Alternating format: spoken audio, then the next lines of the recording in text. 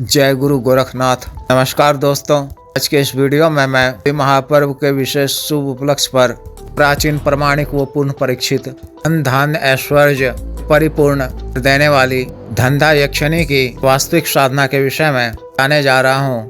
और सुख समृद्धि भक्ति की विशेष साधना और दिव्य प्रयोग को भी नया या पुराना साधक या साधिका या सामान्य स्त्री या पुरुष कर सकते हैं या कर सकती हैं। विशेष तांत्रिक सिद्धि भक्ति हेतु भी साधना को किया जाता है। होलिका दहन वाली रात्रि में यक्षिणी की साधना सफलतापूर्वक किए जाने से की विशेष कृपा की प्राप्ति होती है। इससे मनुष्य के जीवन में आगमन के कई नए रास्ते खुल जाते हैं। नए स्रोतों से निरंतर आय की प्राप्ति होती है। पान व्यापार कारोबार इत्यादि बहुत ही सुचारू व अच्छे ढंग से चलने लगती हैं। ग्राहकों खरीदारों की कृषि लगने लगती है। अतिरिक्त मनचाही नौकरी आदि की भी प्राप्ति होती है। आप किसी अन्य भी क्षेत्र में भी तरह का फैशनल व्यक्तिगत कार्य करते हैं तो क्लाइंट इत्यादि आसानी से मिलने लगते हैं। इससे अच्छी खासी नियमित आमदनी प्राप्त होने लगती है। संसार धन धान्य से पूर्ण हो जाता है। आकस्मिक धन प्राप्ति के भी योग बनते हैं। समृद्धि शांति का अद्भुत संयोग बनता है। जीवन सुखमय हो जाता है। प्राप्त आय का एक निश्चित प्रतिशत अगर जन कल्याण लोगों की मदद करने, भूखे बेसहारों अनाथों भोजन कराने, धन गरीब रोगियों का इलाज करवाने, आवश्यक दवाइयाँ आदि प्रदान करने, माता को हरा चारा खिलाने, गौशाला में दान देने, हम गरीब कन्याओं का विवाह कराने, आश्रम में दान देने आदि कार्यों में धनराशि नियमित रूप से व्यय करते हैं तो भी आपसे निरंतर प्रसन्न रहती हैं, अपनी कृपा बनाए रखती हैं। से धन संपदा संपत्ति में अंतर वृद्धि होती रहती है।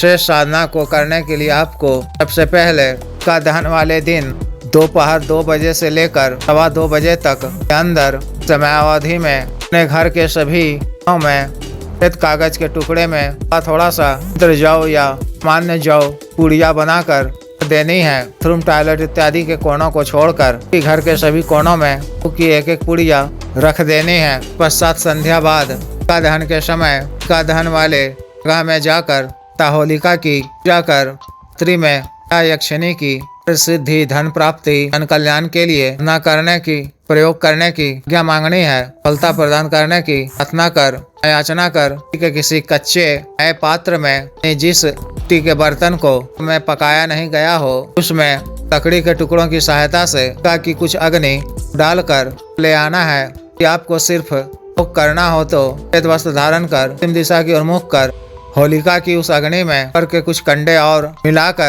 गाय के शुद्ध देसी घी और कपूर मिलाकर ज्यादा अग्नि प्रज्वलित करनी है। आपने जो सभी कोनों में जौ की पुड़िया रखी थी उनको इकट्ठा कर उसमें पंचमेवा जैसे अखरोट कुहाड़ा किशमिश सब्जी बादाम तेल गरी गोला लौंग इलायची तिल अखंडित अक्षत करमोथा नाग केसर अगर तगर केसर का बूरा गल लोबान यानी कपूर का शुद्ध देसी घी आदि के मिश्रण से आहुति यक्षिणी के नाम से लेना है। हवन की इस राख को शीत रख लेना है।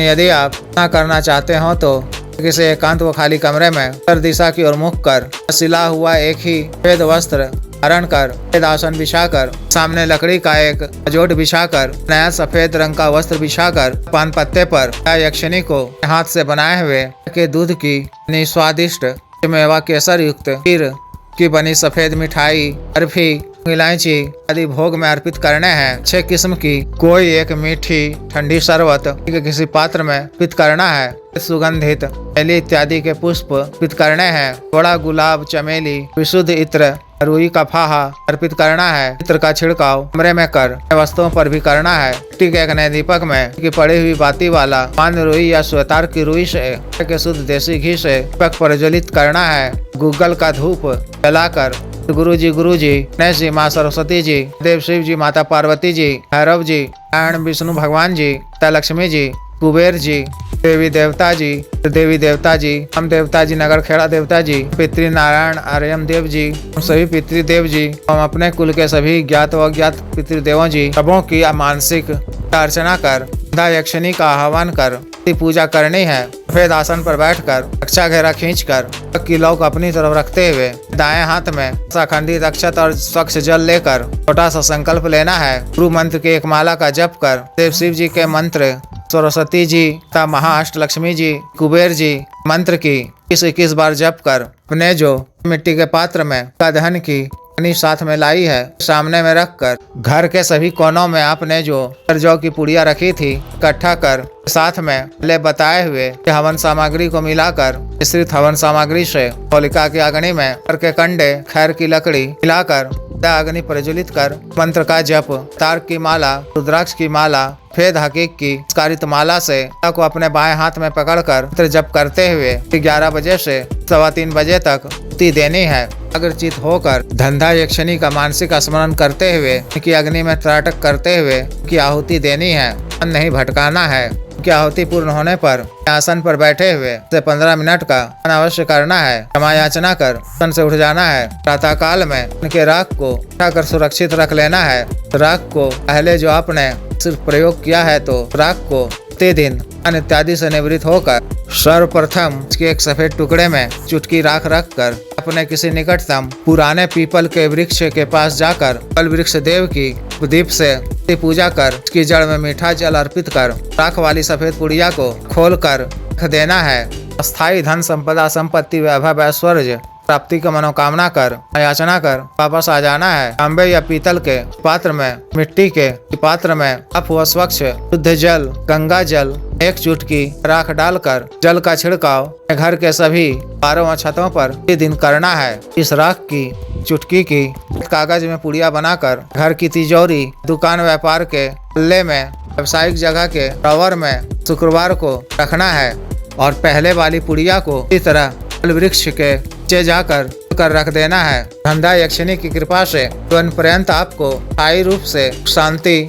करने वाली स्थायी धन संपदा संपत्ति प्राप्ति होगी। में निरंतर उत्तरी होगी। संपदा संपत्ति वैभव ऐश्वर्य और द्वितीय प्राप्ति होगी और कल्पनीय है। ना काल में आपको चर्च का पालन करना है। सामान्य व सात्विक भोजन ही ग्रहण करना है। इस तरह से इस विशेष साधना को पूर्ण करनी है। जिस भी साधक या साधिका को विशेष साधना करनी हो दिए गए व्हाट्सएप नंबर पर संपर्क कर 9546142895 पर, बिजनेस व्हाट्सएप नंबर 8789548625 पर संपर्क कर गुरु दीक्षा साधना की दीक्षा, जागृत मंत्र, संस्कारित माला व अन्य साधना सामग्री, ग्रह तंत्र, रक्षा तंत्र, महामृत्युंजय तंत्र, पार्वती यंत्र आदि मंगवाने के लिए एवं पात व सिद्धि ट्रांसफर के शुभ उपलक्ष्य पर टीका के माध्यम से पालन शक्ति ट्रांसफर जा रहा है। इच्छित स्त्री या पुरुष प्रेम शुल्क जमा कर सकते हैं। तंत्र मंत्र से संबंधित कोई भी अन्य कार्य जैसे विवाह की रुकावटों को दूर करवाना, पत्नी के बीच में अनबन को दूर करना, आज वशीकरण, गुरु से छुटकारा पाना, कोचित दंड देना, अभिजीत हासिल करना, पद की प्राप्ति आदि कार्यों के लिए एवं अन्य अवसाद रोगों के लिए जैसे साटिका, गठिया, वात रोग, गैस्ट्रिक, फेद, दाग, चर्म रोग, गोरिया, बवासीर, शुगर, डायबिटीज, हार्ट ब्लॉकेज, पथरी, कैंसर, लीवर प्रॉब्लम, दाना ताकत में कमी की औषधि, हथ का रोग, स्टैमिंग में वृद्धि की औषधि, मालिश तेल, तनों को सुडौल करने वाला क्रीम, धब्बे, मुहासे, झाइयों को दूर करने वाला क्रीम, को फिर से उगाने वाला तेल, को काला करने वाला तेल इत्यादि के लिए आयुर्वेदिक औषधियाँ मंगवाने के लिए भी संपर्क कर सकते हैं। कृपया वीडियो को लाइक करें, शेयर करें और चैनल को सब्सक्राइब करें। आदेश।